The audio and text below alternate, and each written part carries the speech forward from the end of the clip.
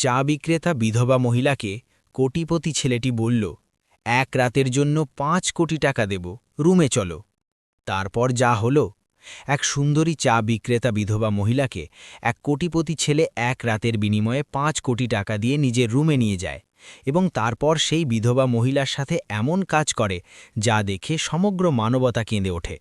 বন্ধুরা, পুরো সত্যি ঘটনাটি জানতে ভিডিওটি শেষ পর্যন্ত দেখুন এবং এই ভিডিওটিতে একটি লাইক দিন আর আমাদের চ্যানেলটি অবশ্যই সাবস্ক্রাইব করুন। বৃষ্টির সেই অন্ধকার রাতে পুরো শহর যেন নিস্তব্ধতায় ডুবেছিল।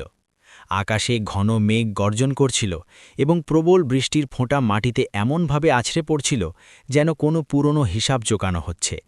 সেই নিস্তব্ধতার মাঝেই একটি ছোট্ট টং দোকান থেকে হালকা হলুদ আলো ঝিকমিক করছিল। দোকানটি ছিল পার্বতীর। পার্বতী একজন বিধবা, তবে পরিস্থিতির শিকার নয়, বরং তার সাথে লড়াই করে টিকে থাকা একজন নারী। তার বয়স প্রায় 30 বছর। চেহারায় ক্লান্তির ছাপ ছিল, কিন্তু চোখে এক অদ্ভুত প্রশান্তিও ছিল, যেন সে কষ্টকে নিজের সঙ্গী বানিয়ে নিয়েছে। সে চুলায় চা বসিয়ে দাঁড়িয়েছিল। ফুটন্ত চায়ের সুবাস বৃষ্টির ভেজা মাটির গন্ধের সাথে মিশে এক অন্যরকম অনুভূতির সৃষ্টি করছিল। তখনই হঠাৎ একটি কালো চকচকে দামি গাড়ি এসে তার দোকানের সামনে থামল। গাড়ির কাঁচে পড়া বৃষ্টির ফোঁটাগুলো যেন কোনো না বলা গল্প লিখছিল। কিছুক্ষণ পরেই গাড়ির দরজা খুলল এবং বেরিয়ে এলো লম্বা স্মার্ট স্যুট পরা একজন মানুষ। পরিচ্ছন্ন চেহারা, চোখে গভীরতা, কিন্তু সেই গভীরতার পেছনে লুকিয়েছিল এক শূন্যতা, এক অপূর্ণতা। ইনি ছিলেন শহরের পরিচিত নাম, কোটিপতি দীপক মালহোত্রা। কিন্তু সেই মুহূর্তে তাকে কোটিপতির চেয়ে একজন ভেঙে পড়া মানুষ বেশি মনে হচ্ছিল। সে চারদিকে চোখ বোলালো এবং তারপর তার দৃষ্টি গিয়ে স্থির হল পার্বতীর ওপর। এক মুহূর্তের জন্য যেন সময় থমকে গেল।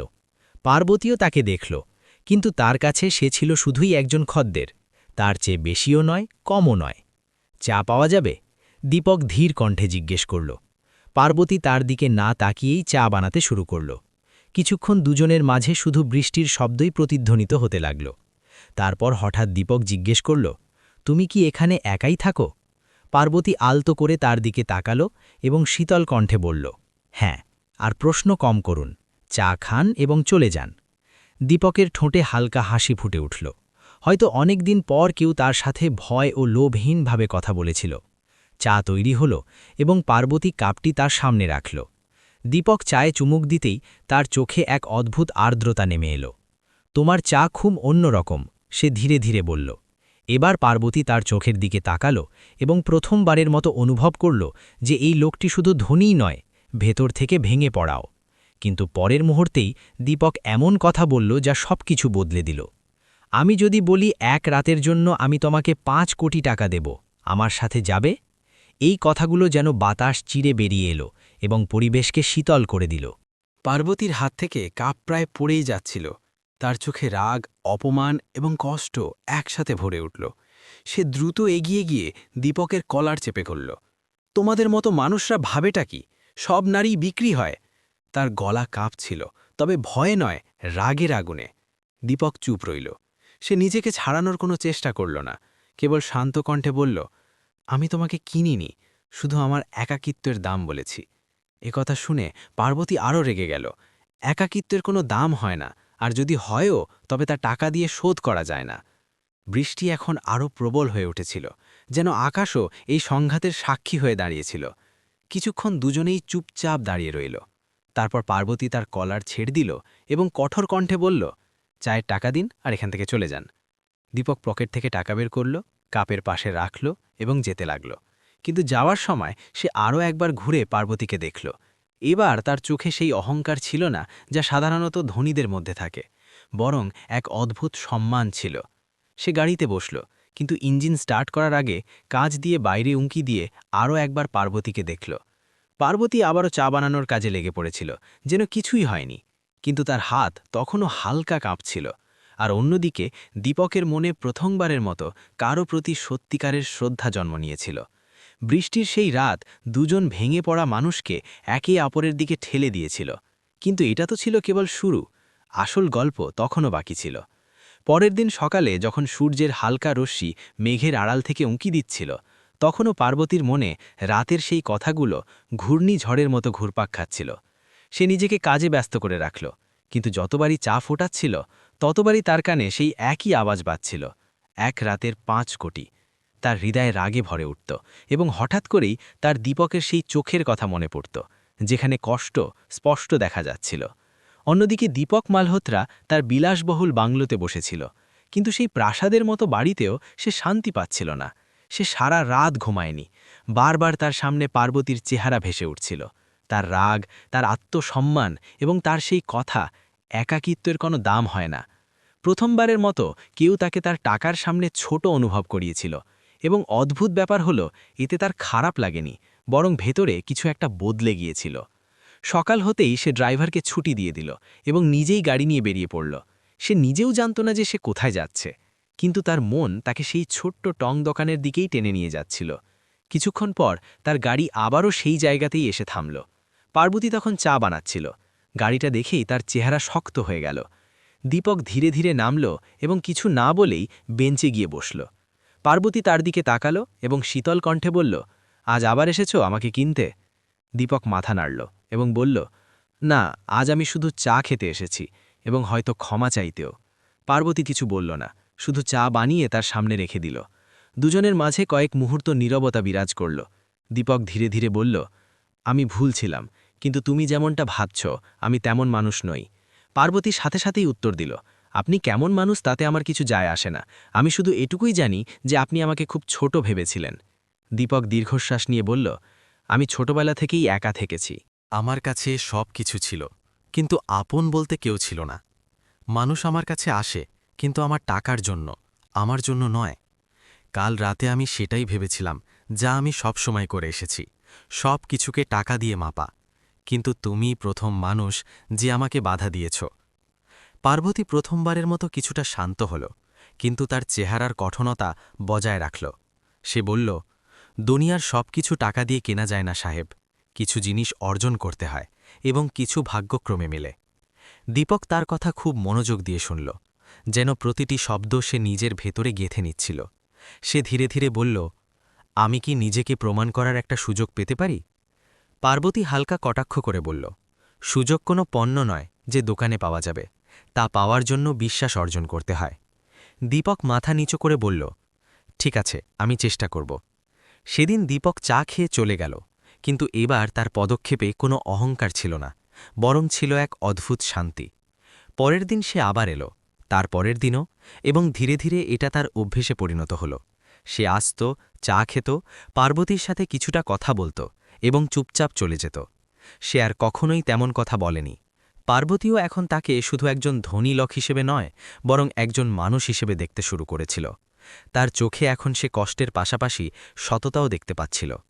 একদিন যখন কড়া রোদ ছিল এবং খদ্দের কম ছিল, তখন দীপক ধীরে ধীরে জিজ্ঞেস করল, তুমি দ্বিতীয়বার বিয়ে করনি কেন? পার্বতী কিছুক্ষণ চুপ থেকে তারপর বলল, কারণ আমি কারো ভরসায় বাঁচতে চাই না এবং আমি আবার ভাঙতে চাই না। দীপক তার দিকে তাকিয়ে বলল, যদি কেউ তোমাকে ভাঙতে নয় বরং আগলে রাখতে আসে তবে? পার্বতী সাথে সাথে দৃষ্টি ঘুরিয়ে নিয়ে বলল, এমন মানুষ গল্পে থাকে, বাস্তবে নয়। দীপক মৃদু হেসে বলল, হয়তো আমি সেই গল্পটাই হতে চাই। পার্বতী তার দিকে তাকালো। এবার তার চোখে কোনো রাগ ছিল না, শুধু হালকা এক দ্বিধা ছিল। ধীরে ধীরে দুজনের মাঝের দূরত্ব কমতে শুরু করেছিল, কথায় আপনত্ব আসতে শুরু করেছিল, এবং অজান্তেই দুজনে একে অপরের কাছাকাছি আসছিল। কিন্তু ভাগ্য এতটা সহজ ছিল না, কারণ যেখানেই সম্পর্ক তৈরি হচ্ছিল সেখানেই দূরে কোথাও একটা ঝড়ও দানা বাঁধছিল, যা এই দুজনের জীবনকে আবারও নাড়িয়ে দিতে চলেছিল। দিন কাটতে লাগল এবং দীপক মালহোত্রার রোজ পার্বতীর দোকানে আসা যেন তার জীবনের একটা অংশ হয়ে দাঁড়িয়েছিল। এখন সে আর শুধু একজন খদ্দে ছিল না, বরং তার উপস্থিতিতে সেই ছোট্ট দোকানে এক অদ্ভুত প্রশান্তি ভরে উঠত। পার্বতীও এখন তাকে দেখে আগের মতো কঠোর থাকত না। তার চেহারায় এক হালকা নমনীয়তা চলে আসত, যা সে নিজেও বুঝে উঠতে পারছিল না। দুজনের মাঝে কথাবার্তা এখন সাধারণের চেয়েও অনেকটা এগিয়ে গিয়েছিল। তারা একে অপরের দিনকাল সম্পর্কে জিজ্ঞেস করত, হাসত, কখনো কখনো ছোট ছোট বিষয়ে তর্কও করত। দীপক প্রথমবারের মতো নিজের জগতের বাইরে এসে কোনো সত্যি সম্পর্ক অনুভব করছিল, এবং পার্বতী প্রথমবারের মতো কারো ওপর দ্বিতীয়বার বিশ্বাস করতে শুরু করেছিল। কিন্তু প্রতিটি গল্পেই একটা মোড় আসে, এবং এখানেও সেই মোড় ধীরে ধীরে কাছে আসছিল। এক সন্ধ্যায় যখন আবহাওয়া আবারও বদলে গিয়েছিল এবং হালকা বাতাস বইছিল, তখন হঠাৎ দুটি দামি গাড়ি এসে দোকানের সামনে থামল। সেগুলোর ভেতর থেকে কয়েকজন লোক নামল, যাদের পোশাক এবং আচরণ দেখে স্পষ্ট বোঝা যাচ্ছিল যে তারা অভিজাত পরিবারের। তাদের মধ্যে একজন লোক সোজা দীপকের কাছে এলো এবং রাগে ফুঁসতে ফুঁসতে বলল, তো তুমি এখানে বসে আছো, পুরো শহরে তোমাকে খোঁজা হচ্ছে, আর তুমি একজন চাওয়ালির কাছে সময় কাটাচ্ছ। পার্বতীর সব দেখে চুপচাপ দাঁড়িয়ে রইল, কিন্তু তার মনে ভয়ের একটা ঢেউ খেলে গেল। দীপক শান্ত থাকার চেষ্টা করে বলল, এটা আমার জীবন, আমি যেখানে খুশি সেখানে যাব। তখনই সেই লোকটি পার্বতীর দিকে চোখ পাকিয়ে বলল, তোমাদের মতো লোকদের কারণেই বড় ঘরের মানুষরা বরবাদ হয়, টাকা দেখলেই সেটে ধরো। এ কথা শুনেই পার্বতীর চেহারা শক্ত হয়ে গেল, কিন্তু তার আগেই দীপক রাগে উঠে দাঁড়াল এবং সেই লোকটির হাত চেপে ধরে বলল, ব্যাস, অনেক হয়েছে, আর একটা কথা বললে ফল ভালো হবে না। পরিবেশ হঠাৎ থমথমে হয়ে গেল। সেই লোকটি হাসতে হাসতে বলল, ভুলে যেও না যে তুমি মালহোত্রা পরিবারের উত্তরাধিকারী। তোমার বিয়ে আগেই ঠিক হয়ে আছে এবং আগামী মাসে তোমার আংটি বদল। এই কথা শুনতেই যেন সময় থমকে দাঁড়াল। পার্বতীর হাত থেকে কাপটি কখন পড়ে গেল সে টেরই পেল না, এবং তার চোখে এক বড়সড় ধাক্কা লাগার ছাপ স্পষ্ট দেখা যাচ্ছিল। দীপক সাথে সাথেই বলল, আমি ওই আংটি বদল করছি না, আমার ওই সম্পর্কের সাথে কোনো লেনাদেনা নেই। লোকটি কটাক্ষ করে বলল, তোমার লেনাদেনা থাক বা না থাক, এটা তোমার নাম আর আমাদের সম্মানের প্রশ্ন, আর তুমি এই মহিলার জন্য সবকিছু ছেড়ে দেবে? এই কথাগুলো পার্বতীর বুকে তীরের মতো বিঁধল। সে ধীরে ধীরে দীপকের দিকে তাকাল। তার চোখে প্রশ্ন ছিল, কষ্ট ছিল এবং ভয়ও ছিল। দীপক কিছু বলতে চাইল, কিন্তু শব্দগুলো তার গলায় আটকে গেল। লোকটি যেতে যেতে বলে গেল, 1 সপ্তাহের মধ্যে বাড়িতে ফিরে এসো, নইলে আমরা নিজেরাই এসে তোমাকে নিয়ে যাব, আর তখন এই তামাশা শেষ করে দেব। গাড়িগুলো সেখান থেকে চলে গেল, কিন্তু নিজেদের পেছনে একটা ঝড় রেখে গেল। কিছুক্ষণ সেখানে নিস্তব্ধতা ছেয়ে রইল। তারপর পার্বতী ধীরে ধীরে বলল, আপনি চলে যান এখান থেকে। দীপক তার দিকে তাকালো এবং বলল, পার্বতী, আমার কথা শোনো, এসব তেমন নয় যেমনটা তুমি ভাবছ। পার্বতী রাগ এবং ভাঙা হৃদয় নিয়ে বলল, আমার কিছু শোনার নেই, আপনিও বাকি সবার মতোই বেরোলেন। পার্থক্য শুধু এটুকুই যে আপনি একটু পরে নিজের আসল রূপ দেখালেন। দীপক বলল, আমি তোমাকে ধোঁকা দিচ্ছি না, আমি সত্যি তোমাকে। সে নিজের কথা শেষ করার আগেই পার্বতী তাকে থামিয়ে দিল এবং বলল, ব্যাস করুন, আমার কাছে এত সময় নেই যে আমি কোনো ধনী মানুষের খেলার অংশ হব, দয়া করে আর এখানে আসবেন না। এই কথা বলতে গিয়ে তার গলা ধরে এলো, কিন্তু সে নিজেকে সামলে নিল। দীপক তার চোখের দিকে তাকাল। সেখানে আর কোনো বিশ্বাস ছিল না, ছিল শুধু কষ্ট। সে কয়েক মুহূর্ত ওখানেই দাঁড়িয়ে রইল, তারপর কিছু না বলেই ধীরে ধীরে সেখান থেকে চলে গেল। সেই দিনের পর দোকান ওটাই রইল, চা ওটাই রইল, কিন্তু পার্বতীর চোখের প্রশান্তি কোথাও যেন হারিয়ে গেল, এবং দীপকের দুনিয়া আবারও শূন্য হয়ে গেল। দুজনে একে অপরের থেকে দূরে সরে গিয়েছিল, কিন্তু মন থেকে নয়, কারণ তাদের মাঝে যে সম্পর্ক তৈরি হয়েছিল তা ভাঙা এতটা সহজ ছিল না। আর এখান থেকেই শুরু হতে চলেছিল আসল পরীক্ষা, যেখানে ভালোবাসাকে সমাজ, পরিবার এবং পরিস্থিতির সাথে লড়তে হবে। সেই দিনের পর দুজনের দুনিয়াটাই যেন বদলে গিয়েছিল। পার্বতী নিজের মনকে শক্ত করে নিয়েছিল এবং নিজেকে বুঝিয়েছিল যে যা হয়েছে তা কেবল একটা ভুল ছিল, একটা স্বপ্ন ছিল যা এখন শেষ হয়ে গেছে। সে নিজেকে আবারও সেই পুরনো জীবনের মাঝে সঁপে দিল। সকাল থেকে সন্ধ্যা পর্যন্ত চা বানানো, খদ্দেরদের কথা শোনা এবং রাতে ক্লান্ত হয়ে ঘুমিয়ে পড়া। কিন্তু এখন তার হাসি কথাও হারিয়ে গিয়েছিল। অন্যদিকে দীপক মালহোত্রা নিজের প্রাসাদের মতো বাড়িতে ফিরে তো এসেছিল, কিন্তু সেখানে প্রতিটি জিনিস যেন তাকে কামড়ে ধরতে আসছিল। পরিবারের লোকেরা তাকে অনবরত বোঝাচ্ছিল, চাপ দিচ্ছিল যাতে সে ঠিক করা আংটি বদলের বিষয়টি মেনে নেয়, কিন্তু দীপকের মন অন্য কোথাও আটকে ছিল। যতবারই সে চোখ বন্ধ করত, তার পার্বতীর চেহারা মনে পড়ত, তার কথা, তার আত্মসম্মান এবং তার সেই কষ্ট যা সে নিজেই দিয়েছিল। অনেকবার সে ফোন তুলেছে, অনেকবার গাড়ির চাবিও হাতে নিয়েছে, কিন্তু প্রতিবারই পার্বতীর কথাগুলো তার পা থামিয়ে দিত, যে আর এখানে আসবেন না। এই টানাপড়েনের মধ্যেই অনেক দিন কেটে গেল। তারপর একদিন হঠাৎ আবহাওয়া আবার রূপ বদলাল, প্রবল বৃষ্টি শুরু হলো, এবং ভাগ্য যেন আবার দুজনকে সামনাসামনি এনে দাঁড় করাল। দীপক নিজেকে আটকাতে পারল না এবং বৃষ্টিকে ভেদ করে সোজা সেই দোকানেই পৌঁছে গেল। পার্বতী তাকে দেখতেই তার চেহারা আবার শক্ত হয়ে গেল, কিন্তু এবার তার ভেতরের ঝড়টাও স্পষ্ট দেখা যাচ্ছিল। দীপক ভিজে গিয়েছিল, তার জামাকাপড় পুরোপুরি ভেজা ছিল, কিন্তু তার চোখে একটাই জেদ ছিল। সে ধীরে ধীরে এগিয়ে গেল এবং বলল, আজ যদি তুমি আমাকে আটকে দাও, তবে হয়তো আমি চিরকালের জন্য চলে যাব, কিন্তু তার আগে আমাকে আমার কথা বলতে হবে। পার্বতী চুপ থেকে তার দিকে তাকালো, যেন সে নিজেও শুনতে চায় কিন্তু নিজেকে আটকাচ্ছিল। দীপক দীর্ঘশ্বাস নিয়ে বলল, আমি ওই আংটি বদল করব না। এর জন্য আমাকে আমার পরিবারের সাথে লড়তে হোক, নিজের নাম ছাড়তে হোক বা সব কিছু হারাতে হোক, কিন্তু আমি মিথ্যে সম্পর্ক টিকিয়ে রাখতে পারব না, কারণ মন থেকে আমি অন্য কারো হয়ে গেছি। এ কথা শুনতেই পার্বতীর চোখে জল চলে এলো, কিন্তু সে সাথে সাথেই নিজের চোখের জল লুকিয়ে নিল এবং বলল, বড়লোকদের জন্য এসব বলা সহজ হয়। আজ বলছেন, কাল বদলে যাবে। আমার আর দ্বিতীয়বার ভাঙার সাহস নেই। দীপক এক পা এগিয়ে গিয়ে বলল, আমি বদলাতে আসিনি, আমি তোমার পাশে দাঁড়াতে এসেছি, তোমার সহ্য করা প্রতিটি কষ্টের সাথে। আমি তোমাকে খুশি দেওয়ার প্রতিশ্রুতি দিচ্ছি না, কিন্তু তোমার সঙ্গ কখনো ছাড়ব না। বৃষ্টি আরও প্রবল হয়ে উঠল, যেন আকাশ ওই সিদ্ধান্তের সাক্ষী হতে চায়। পার্বতীর বুক এখন দ্রুত কাঁপছিল, তার ভেতরের দেওয়ালগুলো ভাঙতে শুরু করেছিল, কিন্তু ভয় তখনও বাকি ছিল। সে ধীরে ধীরে বলল, যদি কাল তোমার পরিবার এসে আমাকে অপমান করে, তবে কি তখনও তুমি আমার পাশে দাঁড়িয়ে থাকবে? দীপক এক মুহূর্ত না ভেবেই উত্তর দিল, হ্যাঁ, আমি দাঁড়িয়ে থাকব, গোটা দুনিয়া আমাদের বিরুদ্ধে চলে গেল। কয়েক মুহূর্তের জন্য দুজনের মাঝে শুধু বৃষ্টির শব্দ ছিল। তারপর পার্বতী প্রথমবারের মতো নিজের মাথা একটু নিচু করল, যেন সে নিজের মনের কাছে হার মানছে। দীপক ধীরে ধীরে তার হাত ধরল এবং এবার পার্বতী নিজের হাত ছাড়িয়ে নিল না। সেই স্পর্শে কোনো লোভ ছিল না, কোনো বাধ্যবাধকতা ছিল না, শুধু একটা সত্য ছিল যা দুজনকে জুড়ছিল। সেই মুহূর্তেই যেন দুজনে কোনো শব্দ ছাড়াই একে অপরকে স্বীকার করে নিল। কিন্তু এই গল্প এতটা সহজ ছিল না, কারণ তারা যে পথে চলতে শুরু করেছিল সেখানে সামনে শুধুই কাটা ছিল। সেই রাতেই দূরে কোথাও দীপকের বাড়িতে এক বড় সিদ্ধান্ত নেওয়া হচ্ছিল, এমন সিদ্ধান্ত যা এই দুজনের জীবনকে চিরকালের জন্য বদলে দিতে চলেছিল। এবং আগামী দিনগুলোতে তাদের এমন পরীক্ষার মধ্যে দিয়ে যেতে হবে যেখানে শুধু ভালোবাসাই তাদের একমাত্র অবলম্বন হবে। পরের দিন সকালে সূর্য তো উঠেছিল ঠিকই, কিন্তু দুজনের জীবনে অন্ধকার যেন আরও গভীর হয়ে গিয়েছিল। পার্বতী এখন নিজের সিদ্ধান্তের সাথে দাঁড়িয়েছিল, কিন্তু তার মনে এক অজানা ভয় অনবরত করা নাড়ছিল। সে প্রথমবারের মতো কাউকে নিজের মনে জায়গা দিয়েছিল, এবং এখন তাকে হারানোর ভয় তাকে ভেতর ভেতর কুড়ে কুড়ে খাচ্ছিল। অন্যদিকে দীপক মালহোত্রাও নিজের সিদ্ধান্ত স্পষ্ট করে দিয়েছিল, কিন্তু তার বাড়ির পরিবেশ এখন কোনো ঝড়ের চেয়ে কম ছিল না। মালহোত্রা ভিলায় সেই সকালে সবাই রাগে থুসছিল। বড় বড় বিজনেস পার্টনার, আত্মীয়স্বজন এবং পরিবারের লোকেরা একটাই কথা বলছিল যে দীপকের এই পদক্ষেপ শুধু তার পরিবারকেই নয়, বরং তাদের পুরো নামকে কালিমালিপ্ত করবে। দীপকের বাবা কঠোর কণ্ঠে বললেন যে সে যদি ওই চা বিক্রেতা মহিলার সাথে সম্পর্ক ছিন্ন না করে, তবে তাকে এই বাড়ি এবং এই নাম থেকে চিরতরে বের করে দেওয়া হবে।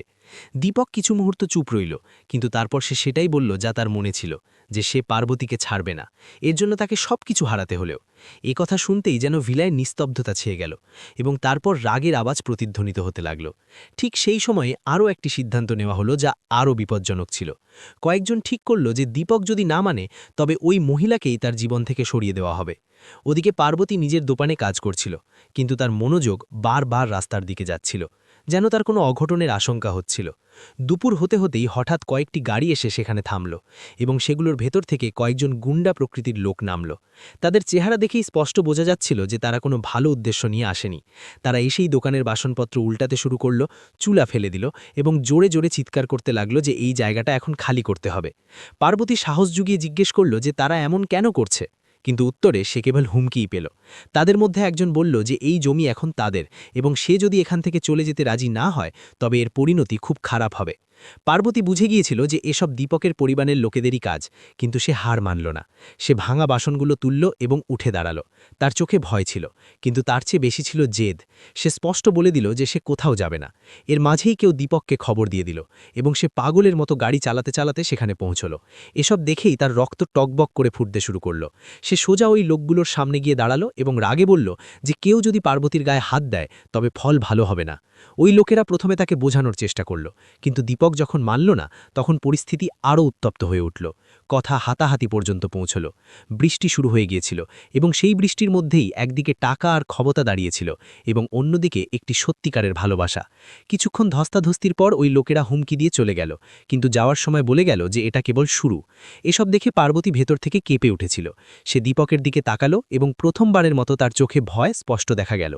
সে কাঁপা কাঁপা গলায় বলল যে সে এসব সহ্য করতে পারবে না, এই লড়াই তার সাধ্যের বাইরে।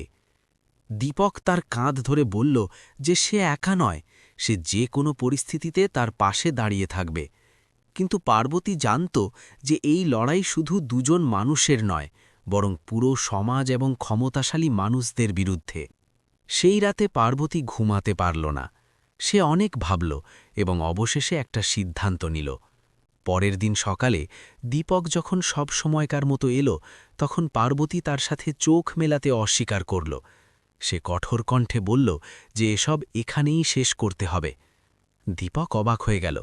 সে জিজ্ঞেস করল যে সে এমন কথা কেন বলছে, যেখানে কালকেই তো তারা একে অপরের পাশে থাকার প্রতিশ্রুতি দিয়েছিল। পার্বতীর চোখে জল ছিল, কিন্তু সে নিজেকে সামলে নিয়ে বলল যে সে তাকে বরবাদ হতে দিতে পারে না, না তার পরিবারকে ভাঙতে দেখতে পারে, আর না নিজেকে এই আগুনে ঝাঁপ দিতে পারে। সে বলল যে এই সম্পর্কটা যতটা সুন্দর ছিল ঠিক ততটাই বিপজ্জনকও, এবং একে এখানেই শেষ করে দেওয়াই ঠিক হবে। দীপক তাকে বোঝানোর অনেক চেষ্টা করল, কিন্তু এবার পার্বতী নিজের মনকে পাথর করে নিয়েছিল। সে পরিষ্কার বলে দিল যে সে যদি সত্যি তাকে ভালোবাসে তবে তাকে ছেড়ে দিক। এ কথা শুনে দীপক ভেতর থেকে ভেঙে পড়ল, কিন্তু সে বুঝতে পারছিল না যে কি করবে। কিছুক্ষণ পর সে চুপচাপ সেখান থেকে চলে গেল। দিন কাটতে লাগল এবং দুজনে একে অপরের থেকে দূরে সরে যেতে লাগল, কিন্তু মন থেকে নয়। দীপক নিজেকে কাজের মধ্যে ডুবিয়ে দিল, কিন্তু প্রতিটি সাফল্যই তার কাছে শূন্য মনে হতো। অন্যদিকে পার্বতী আবারও নিজের দোকান সামলাতে শুরু করল, কিন্তু এখন তার চোখে আর সেই দীপ্তি ছিল না। এরই মাঝে একদিন হঠাৎ শহরে এক বড় খবর ছড়িয়ে পড়ল। মালহোত্রা গ্রুপ বড়সড় ক্ষতির সম্মুখীন হয়েছিল এবং এর পেছনে অভ্যন্তরীণ ষড়যন্ত্রের কথা সামনে আসছিল। দীপকের নিজের লোকেরাই তার বিরুদ্ধে চলে গিয়েছিল, কারণ সে তাদের অবাধ্য হয়ে নিজের রাস্তা বেছে নিয়েছিল। এখন তার জীবনে শুধু ভালোবাসাই নয়, বরং তার সব কিছু বাজি ধরা হয়ে গিয়েছিল। এক রাতে দীপক একা বসেছিল এবং অবশেষে সে সিদ্ধান্ত নিল যে সে আর পিছু হটবে না। সে পার্বতীকে হারাতে পারে না, এর জন্য তাকে সব কিছু ছাড়তে হলেও। সেই রাতেই সে আবার সেই দোকানের দিকে বেরিয়ে পড়ল যেখান থেকে এই গল্প শুরু হয়েছিল। কিন্তু সে জানত না যে এবার পরিস্থিতি আগের মতো হবে না, কারণ এবার শুধু ভালোবাসার পরীক্ষা ছিল না, বরং জীবন আর মৃত্যুর মাঝের লড়াই শুরু হতে চলেছিল। এবং এবার যা হতে চলেছিল তা এই দুজনের জীবনকে চিরকালের জন্য বদলে দিতে চলেছিল। সেই রাতে দীপক মালহোত্রা যখন নিজের গাড়ি নিয়ে আবার সেই দোকানের দিকে এগোচ্ছিল, তখন তার মনে শুধু একটাই জেদ ছিল যে এবার সে পার্বতীকে যে কোনো মূল্যে রাজি করাবেই, যাই হয়ে যাক না কেন। রাস্তাঘাট শুনশান ছিল, বাতাস জোরে বইছিল এবং পরিবেশে এক অদ্ভুত ভয়ে মিশেছিল, যেন আগামী মুহূর্তে বড় কিছু হতে চলেছে। ওদিকে পার্বতী নিজের দোকান গোছাচ্ছিল। রাত বেশ গভীর হয়েছিল, কিন্তু তার মন অস্থির ছিল। তার বারবার এমন মনে হচ্ছিল যেন কেউ তাকে দেখছে। তখনই হঠাৎ পেছন থেকে কয়েকজন লোক তাকে ঘিরে ধরল। এরাই সেই লোক যারা কয়েকদিন আগে দোকান ভাঙতে এসেছিল। তাদের চেহারায় এবার আরও বেশি বিপজ্জনক উদ্দেশ্য স্পষ্ট দেখা যাচ্ছিল। তাদের মধ্যে একজন হাসতে হাসতে বলল যে তোকে অনেক বুঝিয়েছিলাম, কিন্তু তুই মানলি না। এবার আমাদেরই কঠোর হতে হবে। পার্বতী ভয়কে নিজের উপর চেপে বসতে দিল না এবং পিছিয়ে যেতে যেতে বলল যে সে কোনো ভুল করছে না। কিন্তু ওই লোকদের তাতে কিছু যায় আসছিল না। তারা তাকে ধরার চেষ্টা করল এবং পরিস্থিতি হঠাৎ করে বিপজ্জনক হয়ে উঠল। ঠিক তখনই দূর থেকে আসা হেডলাইটের আলো সেই অন্ধকারকে চিরে দিল। দীপকের গাড়ি সেখানে এসে থামল এবং সে বিনা এক পলক নষ্ট না করে সে বাইরে বেরিয়ে এলো। সে যখনই এইসব দেখল তার রক্ত টকবক করে ফুটে উঠল। সে দ্রুত এগিয়ে গেল এবং ওই লোকগুলোকে ধাক্কা দিয়ে পার্বতীকে নিজের পেছনে করে নিল। সে রাগে বলল যে যদি কেউ ওকে হাত দেয় তবে সে কাউকে ছাড়বে না। ওই লোকগুলো প্রথমে তাকে ভয় দেখানোর চেষ্টা করল, কিন্তু যখন কোনো কাজ হলো না তখন বিষয়টি হাতাহাতি পর্যন্ত পৌঁছে গেল। বৃষ্টি আবার শুরু হয়ে গিয়েছিল এবং সেই বৃষ্টির মধ্যেই দীপক একা অনেক লোকের সাথে লড়ছিল। চোট লাগছিল, কিন্তু সে পিছিয়ে যাচ্ছিল না, কারণ এইবার কথা শুধু তার ভালোবাসার ছিল না, বরং পার্বতীর সম্মান আর জীবনের ছিল। অনেকক্ষণ ধস্তাধস্তির পর অবশেষে ওই লোকগুলো পালিয়ে গেল, কিন্তু দীপক বুড়িভাবে আহত হয়ে গিয়েছিল। তার হাত থেকে রক্ত ঝরছিল এবং সে মাটিতে পড়ে গেল। পার্বতী ঘাবড়ে গেল এবং দৌড়ে তার কাছে এলো। তার চোখে জল ছিল আর মনে ভয়। সে কাঁপতে থাকা হাত দিয়ে দীপকের মাথা তুলল এবং বারবার তার নাম ধরে ডাকতে লাগল। দীপক খুব কষ্টে নিজের চোখ মেলল এবং হালকা হাসির সাথে বলল যে তার কিছু হবে না। সেই মুহূর্তে পার্বতীর সমস্ত ভয় আর রাগ ভেঙে গেল এবং তার মনে লুকিয়ে থাকা ভালোবাসা বাইরে বেরিয়ে এলো। সে কাঁদতে কাঁদতে বলল যে সে তাকে হারাতে পারবে না। দীপক ধীরে ধীরে যে তার হাত ধরল এবং বলল যে সে কখনই তাকে ছেড়ে যাবে না। সেই রাতে পার্বতী তাকে হাসপাতালে নিয়ে গেল এবং সারা রাত তার কাছে বসে রইল। প্রথমবার সে কারোর জন্য এতটা ভয় অনুভব করেছিল। সকালে যখন দীপকের জ্ঞান ফিরল, তখন সে সবার আগে পার্বতীকে নিজের কাছে বসে থাকতে দেখল। তার চোখে চিন্তা, ভালোবাসা আর আপন ভাব স্পষ্ট দেখা যাচ্ছিল। দীপক দুর্বল গলায় বলল যে সে জিতে গিয়েছে, কারণ সে তার সঙ্গ পেয়ে গিয়েছে। পার্বতী তার হাত শক্ত করে ধরল এবং ধীরে ধীরে বলল যে এবার সে কোথাও যাবে না। সেই মুহূর্তে দুজনের মাঝের সমস্ত দূরত্ব শেষ হয়ে গেল। কিন্তু কাহিনী এখনও শেষ হয়নি, কারণ এই সব খবর এখন দীপকের বাড়ি পর্যন্ত পৌঁছে গিয়েছিল। তার পরিবারের লোকেরা হাসপাতালে পৌঁছালো এবং তারা যা দেখল তাতে তাদের রাগ আরও বেড়ে গেল। তারা পার্বতীকে অপমান করার চেষ্টা করল, কিন্তু এইবার দীপক চুপ থাকল না। সে সবার সামনে পরিষ্কার বলে দিল যে সে পার্বতীকে ভালোবাসে আর ওকেই বিয়ে করবে, কেউ মানুক আর না মানুক। এটা শুনে পরিবেশ আবার গরম হয়ে উঠল, কিন্তু এইবার দীপক পিছিয়ে যাওয়ার পাত্র ছিল না। পার্বতী এই সব দেখে আবেগপ্রবণ হয়ে পড়ল। সে প্রথমবার অনুভব করল যে কেউ তার জন্য পুরো দুনিয়ার সাথে লড়তে প্রস্তুত। তার ভেতরে যে ভয় ছিল তা ধীরে ধীরে শেষ হতে লাগল, আর তার জায়গা বিশ্বাস নিয়ে নিল। সে দীপকের দিকে তাকালো আর হালকা হাসির সাথে বলল যে যদি সত্যি তার সঙ্গ চাই, তবে তাকে প্রতিটা মুশকিলের জন্য তৈরি থাকতে হবে, কারণ এই রাস্তা সহজ নয়। দীপক না ভেবেই বলল যে সে প্রতিটা রাস্তায় তার সাথে চলবে, চাই লক্ষ্য যতই দূরে হোক না কেন। সেদিন হাসপাতালের সেই ঘরে দুজনে একে অপরের হাত ধরে জীবন একসাথে কাটানোর সিদ্ধান্ত নিয়ে নিল। কিন্তু বাইরের দুনিয়া এখনও তাদের বিরুদ্ধে দাঁড়িয়েছিল, আর আসল যুদ্ধ এখন শুরু হতে চলেছিল। এমন এক যুদ্ধ যেখানে তাদের নিজেদের ভালোবাসাকে প্রমাণ করতে হতো, সমাজের সাথে লড়তে হতো, আর ওই লোকগুলোর মুখোমুখি হতে হতো যারা তাদের আলাদা করতে চেয়েছিল। আর এইবার সিদ্ধান্ত শুধু মনের ছিল না, বরং পুরো জীবনের হতে চলেছিল। অবশেষে সেই দিনটি এসেই গেল যখন দীপক মালহোত্রা নিজের মনের সবথেকে বড় সিদ্ধান্ত পুরো দুনিয়ার সামনে রাখার সংকল্প নিল। হাসপাতাল থেকে ছুটি পাওয়ার পর সে সবার আগে পার্বতীর হাত ধরল, আর তাকে সেই চায়ের দোকানের সামনে নিয়ে এলো যেখান থেকে তাদের গল্প শুরু হয়েছিল। বৃষ্টি এইবার হচ্ছিল না, কিন্তু বাতাসে তবুও সেই অনুভূতিই ছিল, যেন ভাগ্য আবার নতুন কোনো মোড় দিতে চলেছে। পার্বতী এখন আগের মতো দুর্বল আর ভীতু মহিলা ছিল না।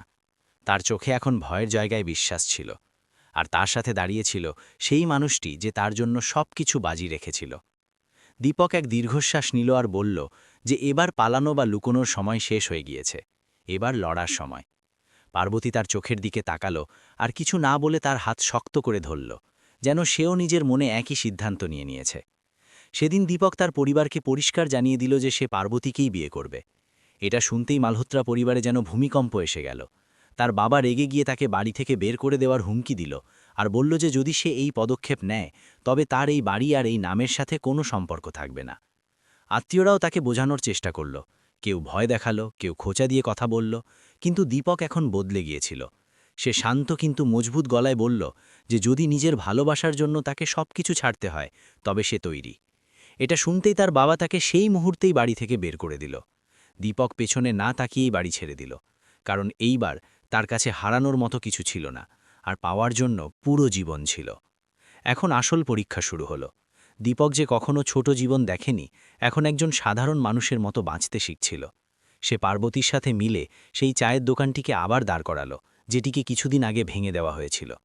শুরুতে অনেক সমস্যা এলো, টাকা কম ছিল, লোকে কথা শোনাতো, সমাজ খোঁচা দিত, কিন্তু দুজনে হার মানল না।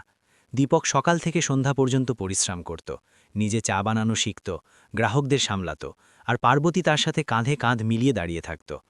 ধীরে ধীরে মানুষের চিন্তাধারাও বদলাতে লাগল। যে লোকেরা আগে খোঁচা দিয়ে কথা বলতো, এখন তারা তাদের পরিশ্রম আর সততার প্রশংসা করতে লাগল। কিন্তু কাহিনীতে এখনও এক শেষ ঝড় বাকি ছিল। মালহোত্রা পরিবার এটা মেনে নিতে পারছিল না।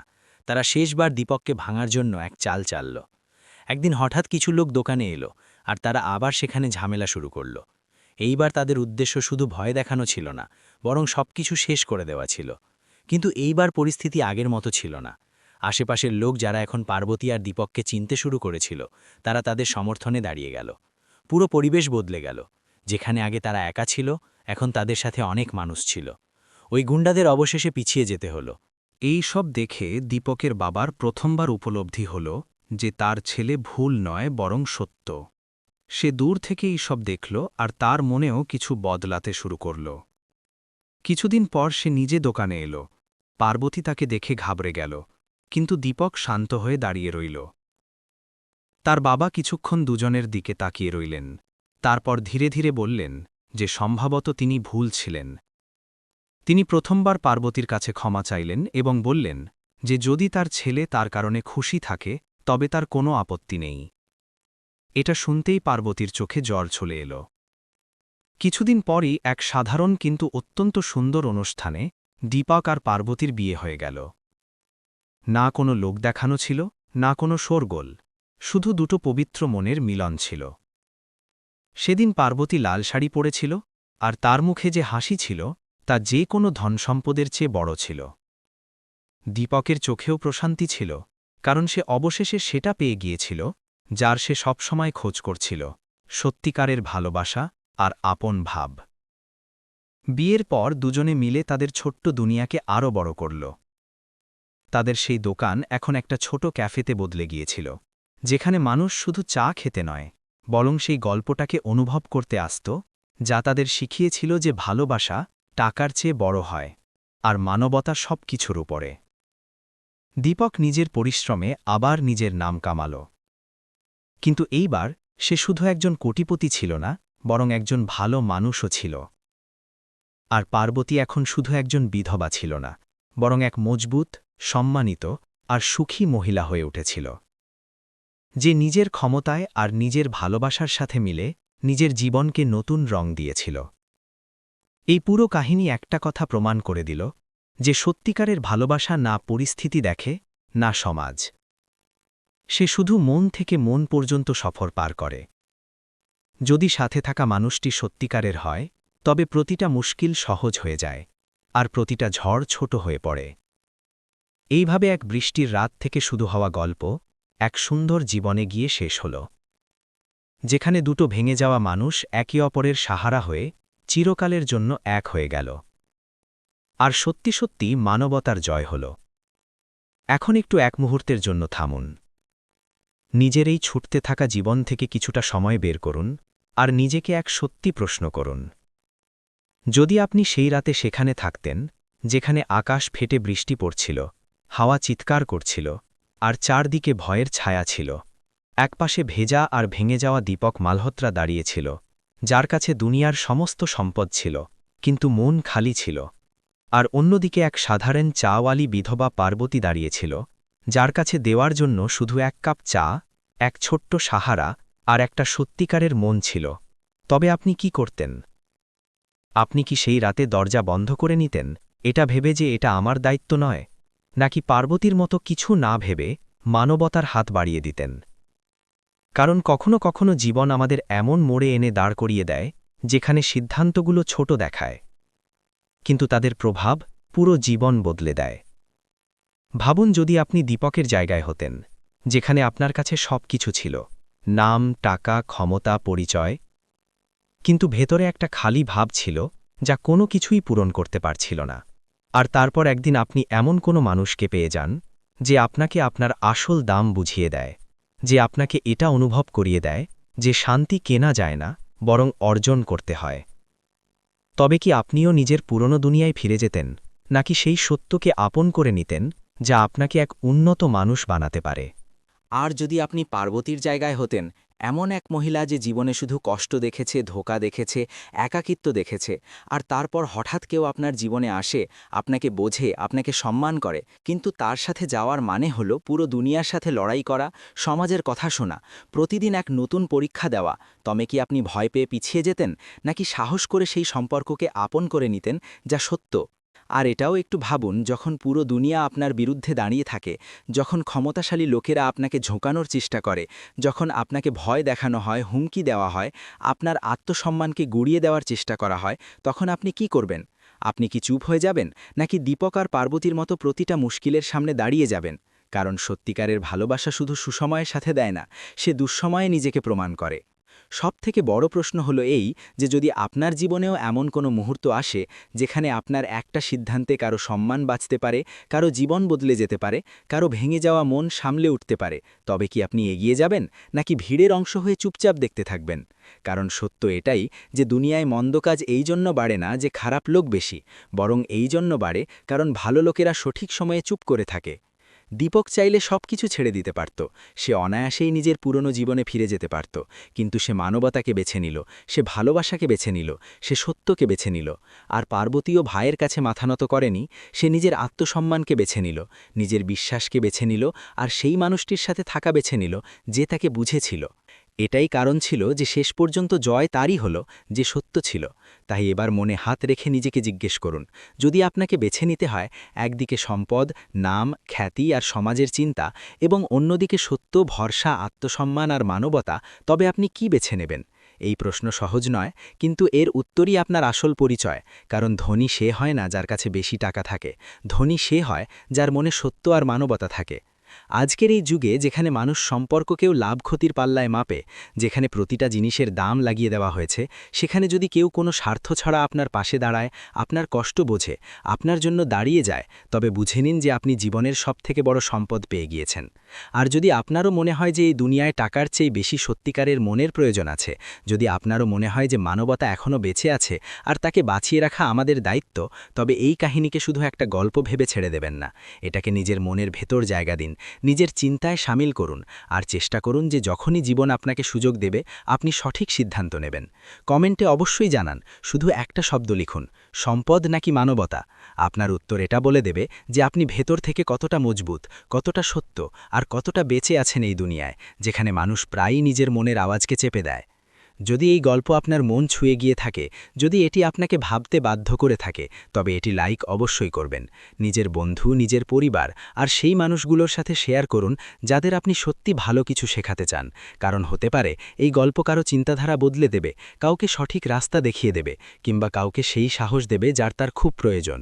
কারণ এখানে প্রতিটা গল্প শুধু বিনোদন নয়, এখানে প্রতিটা গল্প একটা শিক্ষা হয়, একটা অনুভূতি হয়। আর সম্ভবত পরের গল্পটি অন্য কারো নয়, বরং আপনার নিজের জীবনের সাথে যুক্ত হতে পারে। প্রিয় বন্ধুরা, গল্পটি ভালো লাগলে লাইক, কমেন্ট, শেয়ার করে দাও এবং আরও আকর্ষণীয় নতুন নতুন ভিডিও পেতে আমাদের চ্যানেল মুস্কান ভয়েসকে সাবস্ক্রাইব করে দাও। দেখা হবে পরে ভিডিওতে। ধন্যবাদ সবাইকে।